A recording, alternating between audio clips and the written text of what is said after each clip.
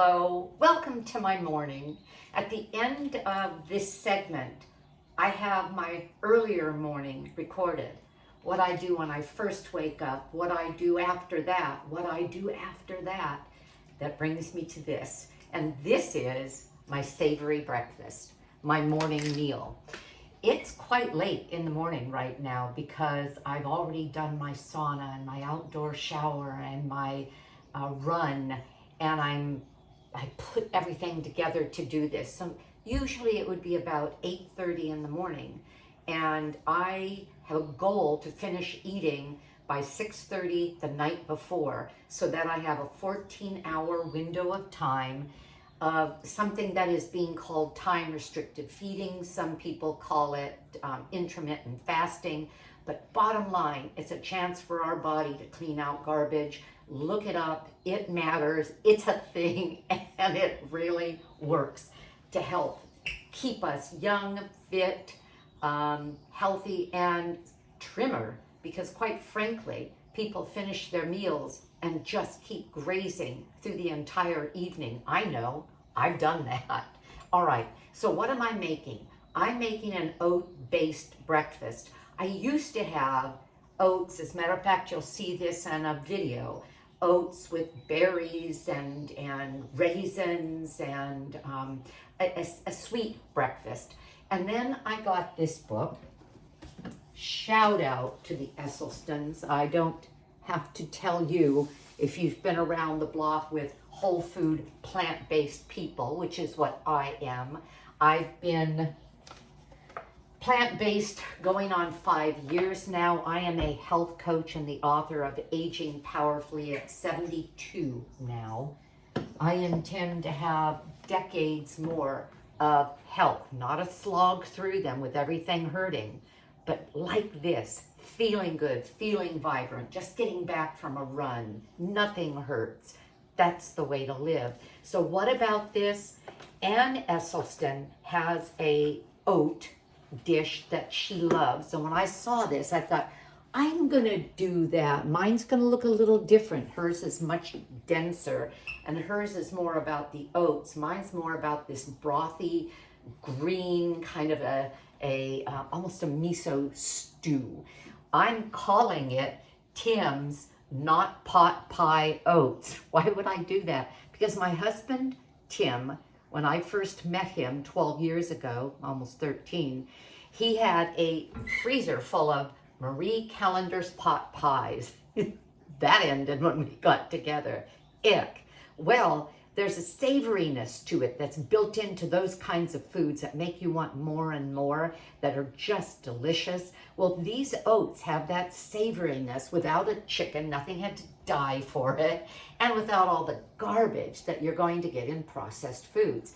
But these are oats. So let me get you going with this. So this is Ann Esselstyn's book, Ann and Jane Esselstyn, and this is Ann's Warrior Oats, and I'm just taking a different spin on it. So I'm beginning with a little non-stick Calphalon pan. Be careful with non-stick. It can be very bad for you, or it can be neutral and just fine. It's easier to do this than a stainless steel pan that just gets a little bit more stickiness.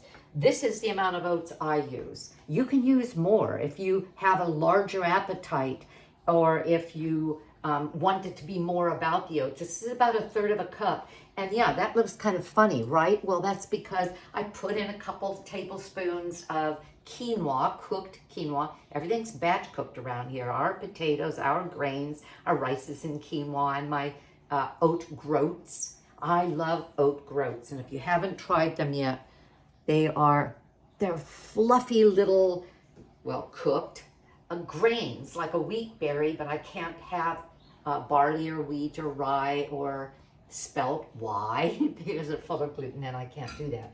All right, so I put these in, and then I'm going to mix in some nutritional yeast, about a tablespoon. Well, this is a scooped tablespoon. I think Ann might use 2 tablespoons in hers. And I'm adding something that I adore. This is miso paste. I buy this brand. It is organic chickpea miso. I don't have a problem with soy miso, but I like this brand. And I used 2 teaspoons. You could use a little more, you could use a little less, and kind of mash it all up. And I'm adding to that, a little bit less than 1/4 teaspoon of turmeric. And this is, I'll put a little more, so I'm going to call that a 1/4 teaspoon. And this is something I put together. I put together turmeric, black pepper. You need to use black pepper when you're using turmeric. It makes it much more bioavailable. Some cinnamon, some cardamom, some ginger, but it's mainly turmeric. But this gives us a nice savory mix. My husband puts this in his sweet oats. All right, and I've mixed all that up. I'm going to put in, should I wait? I'm going to wait. You know what? I'm going to hang you up rather than doing this all over again, because I didn't bring the star of the show. Well, I needed to keep it frozen anyway. These are power greens. I get these at Costco. What are they? $5, $6 for 1.5 pounds of greens. That's a great price. The same brand is available at other stores. I have a Trader Joe's within 3 minutes, 3-4 minutes of me, and I could get that, but in a 5-ounce bag. And so it's very cost effective. But Costco is a nuisance. I mean, it's 20-25 minutes away. It's kind of big and you wander around, and some people love shopping there, but I don't believe in a lot of the food that's processed that says healthy when it isn't. I love their organic things though, and I love this. So I buy 4 or 5 bags. What do I do with them? Put them in the freezer. Just put them in the freezer, and look what happens when you have, I'm not going to stick my hand in the way I would if you weren't here, because I'm not close to the sink, and I would end up with, I'll explain what will happen. So I have all of this, look at it. They're just still separate, but they're frozen. Now what happens to something that's kind of watery, that's frozen? It shatters. And that's why I would usually use my hand. I would grab 2 big fistfuls. I've measured, and it's about 2 cups. Oh, I'm going to sacrifice them, let that sit there while I finish, and it's going to defrost, but oh well. All right, so I've got about 2 cups. I have about 2 cups of these greens. Now, I'm going to use the spoon to shatter them, because otherwise, as I said, I'll have a fistful of greens that will get all over everything if I stand here and don't walk over to the sink. So this is as good as it could be, but it's fine. I'll just have bigger pieces. And so on the floor right now. All right. And then I'm adding, it could be oat milk, it could be almond milk, it could be soy milk. The value of soy milk as it relates to nutrition is that it's the only milk, and they're all unsweetened, always, and I get organic, is that the soy milk is 9 calories, 8 or 9 calories for an 8-ounce cup, like a cup of milk, as is a cup of cow secretion milk.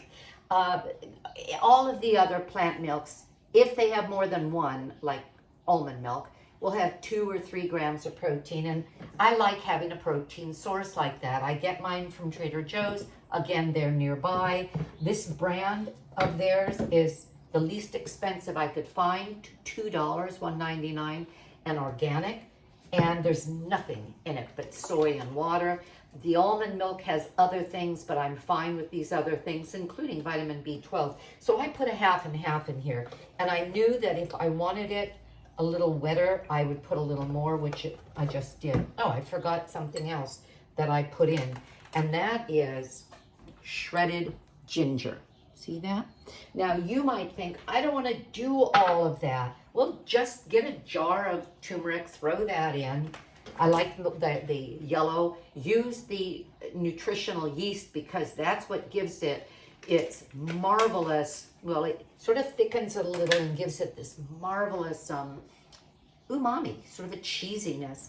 And these little guys are frozen teaspoons of ground ginger that Trader Joe's sells, but I think a lot of other stores sell that. And you can just pop out a couple of them. All right, so with the ginger and the miso, and I'm gonna stop this and splice. I'll be right back. I wasn't gonna do this all over again, but I forgot, actually, my favorite part. Can I say that? Actually, all of this is my favorite part. Look at these beauties. What are these? What do you think? These are shiitake mushrooms. Trader Joe's has them. The other stores are carrying them. Your Whole Food stores are carrying them. I just chopped up 3 of these. Sometimes I'll just do 2, but 3 of them is almost a cup of chopped shiitake mushroom. This is where you get the pot pie part. What do I mean? Because shiitake mushroom has a density to it, a chewiness, I was going to say a leatheriness. It's not leathery. It's just, it's fibrous, but very delicious. It doesn't break down the way a cremini might, where the whole thing just becomes really soft when you saute it. So do you see what I have here? Let me get this started. And if you're wondering about my greens, yes, I threw those back in the freezer. Once they defrost, oh, there was one on the floor. I think I tossed it that way. It just collapses. But you keep them in your freezer and you throw them in soups and you throw them in well, there isn't a soup I make or a chili I make, I'm exaggerating, probably there is, but I can't think of it, that I don't grab greens and throw them in. And I like to kind of shred them a little so that they're not big pieces hanging out of your mouth. And those come in handy for that as well, or fresh spinach right out of the bag. So I've just lit this up. I'm going to, and I'm not going to hold you up, but I'm going to bring this to a simmer, and I'm going to simmer about 5 to 8 minutes. I'll kind of look at it. Why do I do the length of time? Because you've got to cook mushrooms. I don't know about you, but I remember the days we went to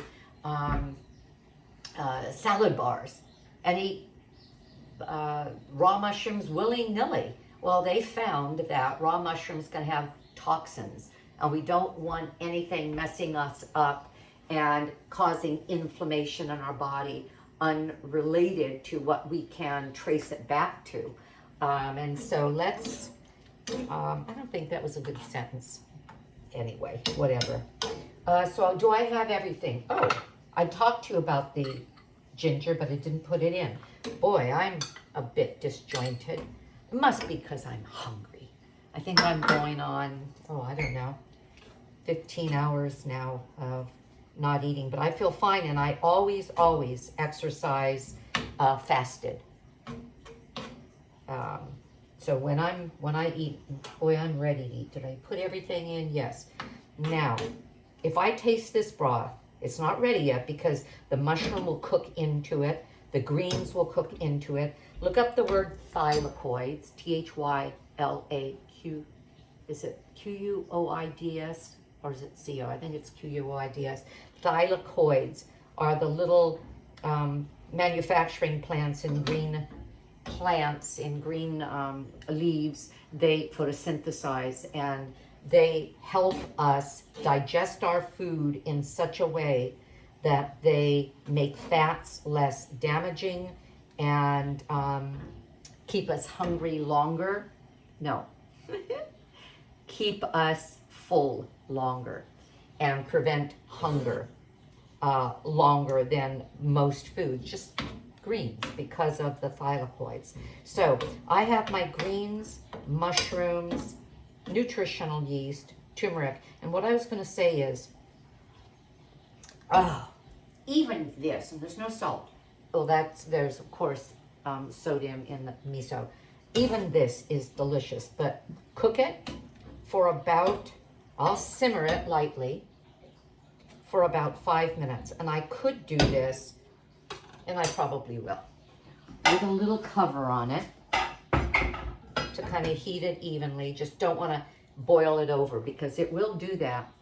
Now, if you're thinking, man, can I just put this in the microwave? Yes, it's usually what I do, but that's just too hard to show and it ends up getting real cruddy looking.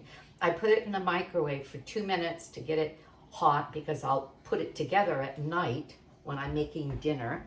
It's like overnight oats, and I put it in the refrigerator, put it in the microwave 2 minutes, leave it while I'm doing my exercising and my sauna, come back, and then I heat it at half power for about 4 or 5 minutes. That way it doesn't bubble over. All you have to do is have it bubble over a couple of times to think, I don't think I want to do that again. So I'm going to clip you back in when this is finished. See, it's simmering. I want it much lower than that. I'm going to give it 5 minutes, and I'll show you how I plate this and what it looks like when it's time to eat. Okay, again, be back. All right, I'm back. So I did cover it. I did cook it. It was a little high. It bubbled over a little. Keep it low after you bring it to a simmer. I let it simmer about 7 minutes, and this is what I have. Ow, that's hot. Okay. This is like a greens, mushroom, savory stew. I'm going to call it Tim's Not Chicken Pot Pie. And I wanted to show you a little bit more about my process. When I grate ginger, I wash the organic ginger when I get it home, but I don't peel it. I'm not a purist by any means in probably any way. I just have this old grater. I don't know where I got it, but it has nice little holes. And I just grate my ginger, slap it down to get it out of there, and then onto the cutting board, and then just scoop it into, you saw a bowl. Normally I would just scoop it right into that. So I wanted to show you that. And I'm going to show you how I end up dressing it. So put it right here. Now, if I did this in the microwave, yeah, right down the side, man. If I did this in the microwave, the sides of the bowl would look pretty unattractive, but I wouldn't be trying to show you something. I would just be eating it myself, and I don't mind that. But a lot of times I just do it in the microwave, and I'll have that noted on the recipe. Okay, so this is my beautiful breakfast, but it's not done. Now, I love hot sauce. I found this brand called, well, it says, oh, it's called Fix. Hoisin, best hot sauce on earth, and it's good. I really like it. So I'm gonna add, and this is what one of the suggestions, you'll see this in their book. I hope you get their book. That's a lot of hot sauce, isn't it? I like that. You may want to add more nutritional yeast. I wanted to show you my process with that. I buy it by this size bag. Mine I buy unfortified. It has plenty of B vitamins. If you get it fortified, they'll add B12 to it that doesn't come with it, or that's not part of it naturally. But a lot of people don't want anyone adding their fortification. We get our fortification from food. And if you have something called an MTHFR gene mutation that will disallow folic acid from being absorbed in your body, in which case it builds up. Folic acid is folate, but those of us that have the MTHFR gene that doesn't process folic acid, in other words, folic acid from fortified foods, stay away from fortified foods. Just go for the real thing and get our folate from something like this on its own. Well, I keep it in a jar like this, just a little bell jar. I could use a larger one, but I don't have a lot of room. I sort of stack them over there on the my Breville oven. And then I add to it about 1.5 tablespoons, that's all I've got in here, of nutritional yeast, which I have to stir in pretty fast or it kind of glops up. And this jar is there to remind me that I need to refill it. So that means that I'm going to take some either golden or dark flaxseed. I buy it like this from my Whole Food. I don't have a Whole Foods market, but a market that sells natural whole foods. And I grind it up, not quite a 1-to-1 ratio, more flax than chia, but pretty close. And then I grind the whole thing up, keep it in the freezer, and just keep enough in the refrigerator to last a few days between my husband and me, about 4 or 5 days, and then we refill it from the freezer. Because the point of this is not just the fiber, not just the protein, but it's the omega-3 fatty acids, and those are volatile. You don't want to grind up flax and then think you can use it at room temperature for days and days. By then you've pretty well oxidized away your omega-3s. Okay, so I'm doing what I told you isn't such a good idea. Get it all mixed in. And as soon as you get this mixed in, and this is where you may want to add even more milk than I did, plant milk, because the flax and the chia will absolutely thicken it. The other thing I add is dulse flakes, good source of iodine, and flavor. And then the other thing I add is black cumin. Black cumin, genus and species, is Nigella sativa, but people call it black cumin. It is not part of it's not a cumin the way you may be used to using it for Latin food. But I love the flavor. It also has been shown to give us some real health benefits. So this will be my breakfast. I have my fruit, always berries, about a quarter of a banana in there. So blackberries, raspberries, blueberries. We get them fresh, but you can just get them frozen combined from a lot of stores, less expensively actually than the fresh, especially out of season. I picked some of my double daffodils and my kalanchoe, and then this is my bay leaf. I have a little bay plant I keep tiny because a little bay plant wants to be a 40-50 foot bay tree, Laurus nobilis. You know, I was a landscape designer, and I throw these into beans and into soups, but that's going to be my breakfast. I've been talking so long, it's almost lunchtime. No, it's not even close. But this is my breakfast this morning. This is what I eat and love. Watch this to the end because I'm talking about my morning routine, and I have 2 short videos attached and then one kind of chatty little video that kind of ties it all together. People say, what do you do in a day? What do you do that makes a difference? Doesn't mean everyone should, but I find the more ideas I get, the more I can incorporate from people whose lives I might want to emulate in some way. So if I have anything that you're interested in, watch it to the end, enjoy, give us a thumbs up, subscribe, buy Aging Powerfully, that's what the book's about, and have a great day, because I know I'm going to. Bye. So this is the place I come first thing in the morning. This is our clear light infrared sauna. It's a cool place to hang out. I usually will sit in here. It's near and far infrared, and I'll sit in here usually 40 minutes in the morning. And then I'll go outside. This happens to be my husband's music room and the place that we work out.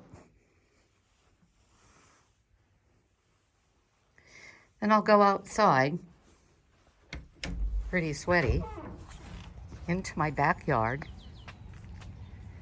Things are just starting to bloom. Hope this isn't too fast for you. Look at this beautiful brugmansia. Ooh. And you won't believe this. I take a shower. That's where I take my shower. My sisal cloth, my Trader Joe's tingly bath wash, and then I head out after I dress, of course, for a run. I'll get back to that in a minute. So here I am at Bonominio Park, which is just below my beloved Mount Rubidoux, on a 4-mile day I'll run or walk up and run down Mount Rubidoux.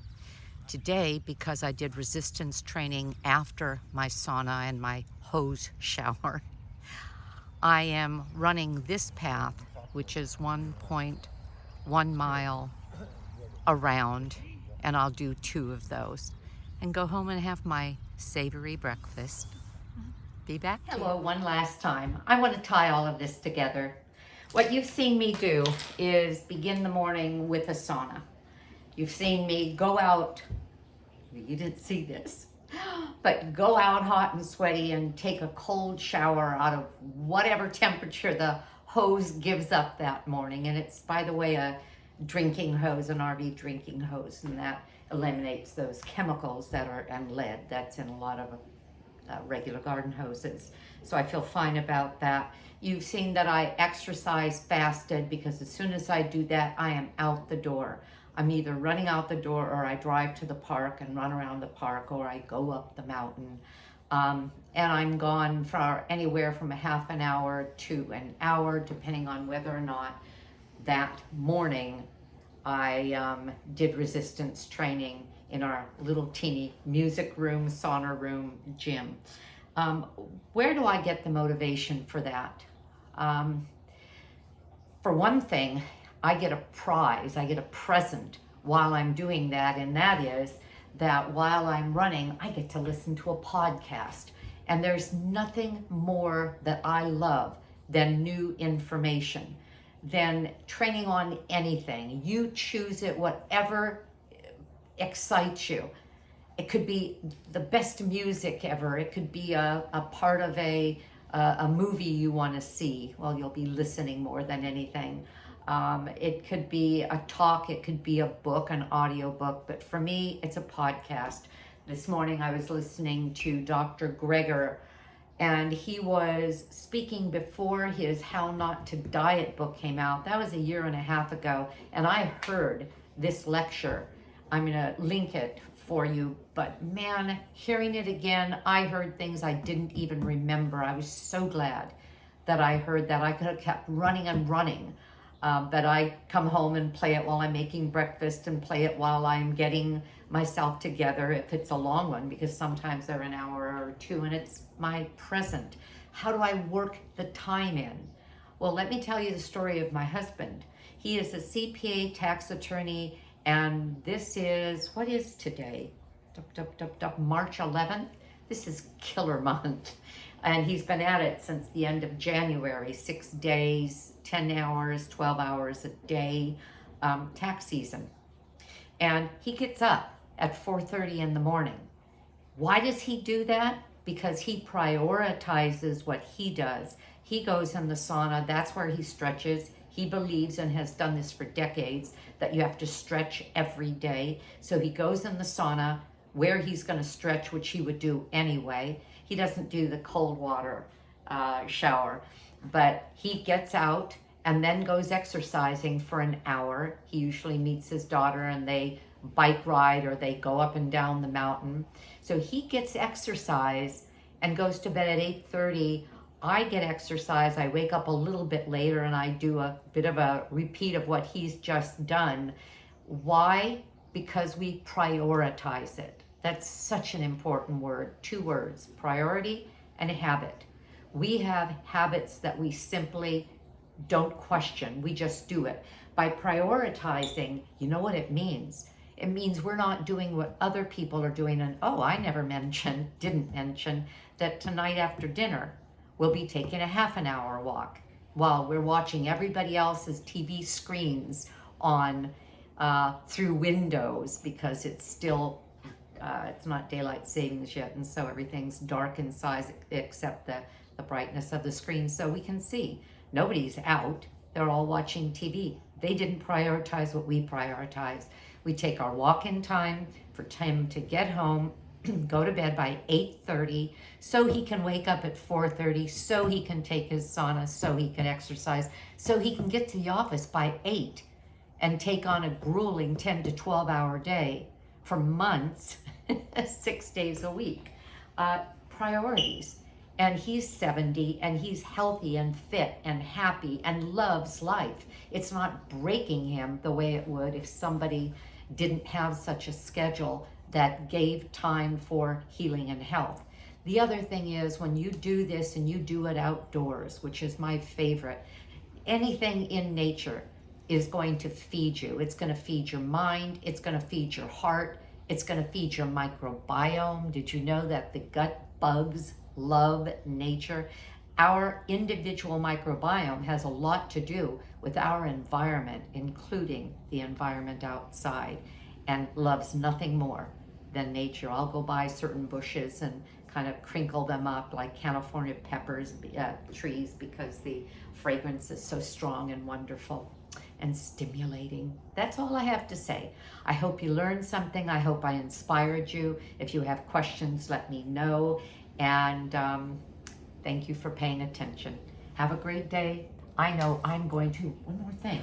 I'm about to grind up that chia seed flax mixture I was talking about. There's the flax, there's the chia.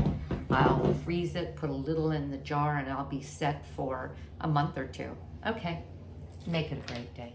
Bye-bye.